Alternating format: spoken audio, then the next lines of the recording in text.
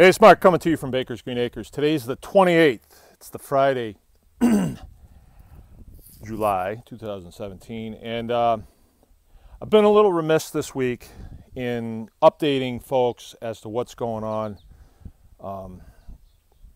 In a nutshell, this is what happened.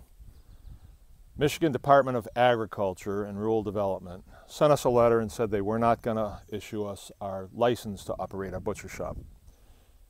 We butcher a lot of chickens. We do chickens for other people. We raise chickens and then we sell them, and that's one of the things we do here to make a living. They said they weren't going to issue it, and they said because we hadn't paid for it.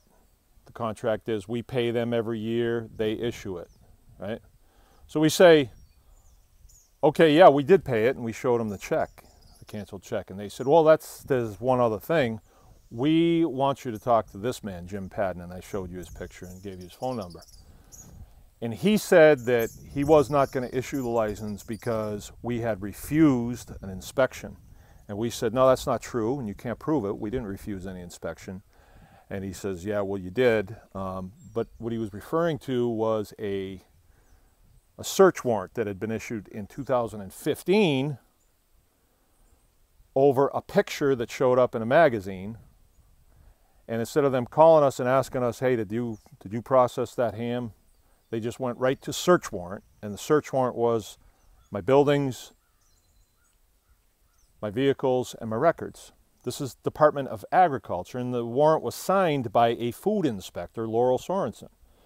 So anyway, they came and they didn't execute the warrant because it was a little too cold for them, or they got a little bit worried about what things could happen. I don't know why, but they left.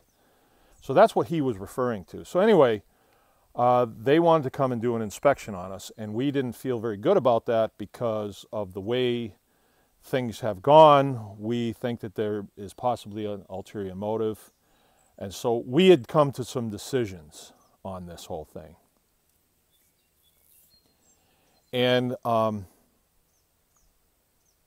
then I received a phone call today from an individual from Department of Ag. And I'm just off the phone with him half an hour. And I want to process this a little bit and tell you where I'm going to go from here and what the implications of this are and things as I see it. I mean, this is all through, through my lens. But I have to make decisions for my family, and I have to make decisions for my life, and that's just the way it is. So I'm going to get back to you, but I understand that I have been a little bit remiss.